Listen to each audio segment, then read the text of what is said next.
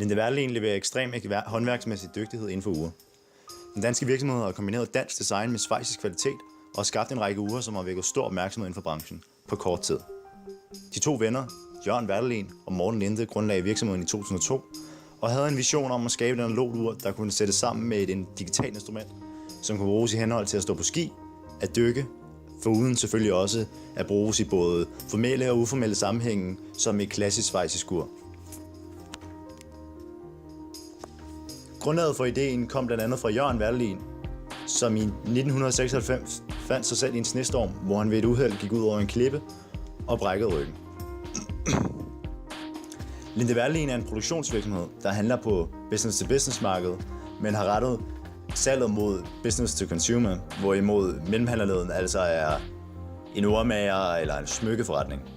Derfor har vi valgt at benytte os af de 4 P'er i forhold til marketingsmixet.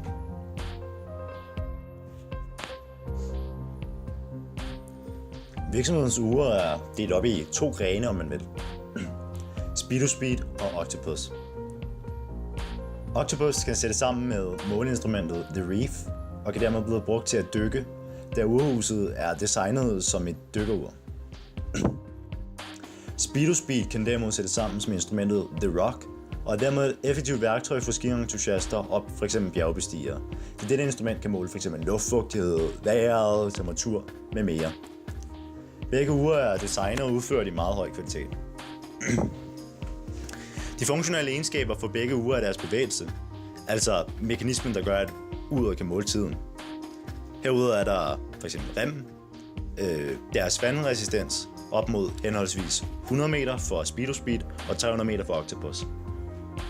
Speed fås som kronograf, som er evnen til at måle tiden, stopur, og mere eksklusive udgaver af Octopus kan fås med evnen til at vise månefaser. Smagsfunktionerne for urene er her, at man kan få huset på uret, kapslen om man vil, i guld, antracit eller f.eks. kulfiber. Hertil kommer så de farver, som uret fås i. Der kunne man f.eks. også nævne, at man også kan få den i roséguld eller ja, you name it. Samtidig kan både The Reef og The Rock fås i forskellige farver. Dertil kan man tilkøbe sig til forskellige remme i f.eks. stål, kalv eller alligatorlæder og desuden gummi. I forhold til tillægsydelser, så kan det antages, at fordi mange af de her ure de er nummereret, og de bliver desuden produceret i meget små partier, samt urets historie, som I har været inde på, og kvalitet, at der følger et vist image med. Mærket skiller jo sig ud fra så mange andre på grund af urets specielle designerevner. Med uret følger selvfølgelig livslang garanti og en vis service fra den urmager eller smykkeforretning, man må have købt uret hos. Vi antager, at Linde Werdelin har benyttet sig af markedsføring orienteret prisfastsættelse, da der kan antages at være mange faktorer, der spiller sig ind over produkternes pris, altså urene. Et af disse forhold er jo selvfølgelig omkostningerne. Urene de kan tage op mod 2 år at færdiggøre, og materialerne og personalet er temmelig dyre. Altså materialerne, det er dyre produkter, og personalet er dyre i drift. Et andet forhold, det er konkurrenterne. Linde Werdelin har valgt at lægge sig ud med de store drenge, i form af de gerne vil brandes, som at have ure i topkvalitet. Derfor må de konkurrere med mærker som f.eks. Patek Philippe, Vacheron Constantin eller Audemars Piguet eller Hublot. Og altså ved at have den rette pris, så at sige, som er rimelig godt oppe, og udbyde et ordentligt produkt desuden. Dog har Linde Werdelin forsøgt sig at bevæge sig ud på det blå hav ved at udvikle f.eks. disse måleinstrumenter, samt det danske design. Samtidig kan det antages, at den målgruppe, der køber disse ure i så høj kvalitet og har den her horologiske værdi, må have en høj disponibel indkomst. Man har også sat prisen høj, da man har med at gøre en niche af mennesker, som bliver tiltrukket af den her eksklusivitet og pris. Altså både snop og Veblen-effekten. Det kunne være optimalt for Linde Werdelin, såsom man har set med andre danske produkter, såsom adskillige møbler fra Arne Jacobsen, altså ægget, dråben, etc., ikke?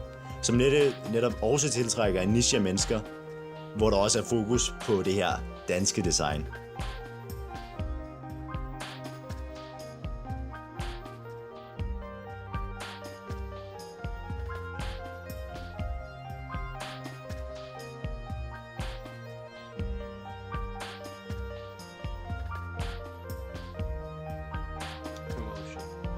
De anvender public relations.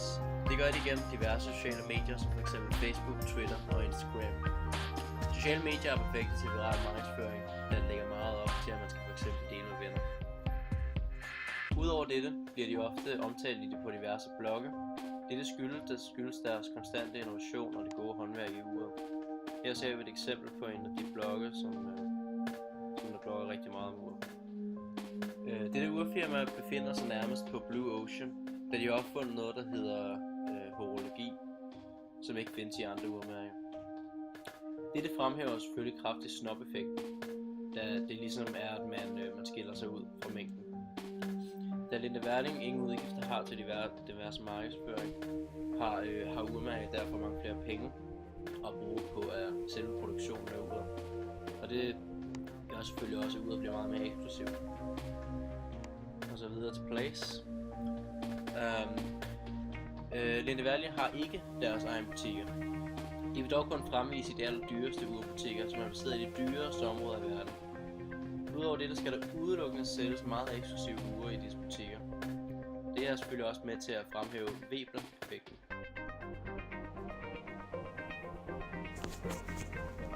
Ud fra de parametre, der konkluderer vi så, at målgruppen må være hen af en gruppe eller niche af mennesker, som har en temmelig høj disponibel indkomst, i forhold til prisen selvfølgelig, som søger noget selvrealisering gennem for eksempel det her dykning, men også det her at være skientusiast.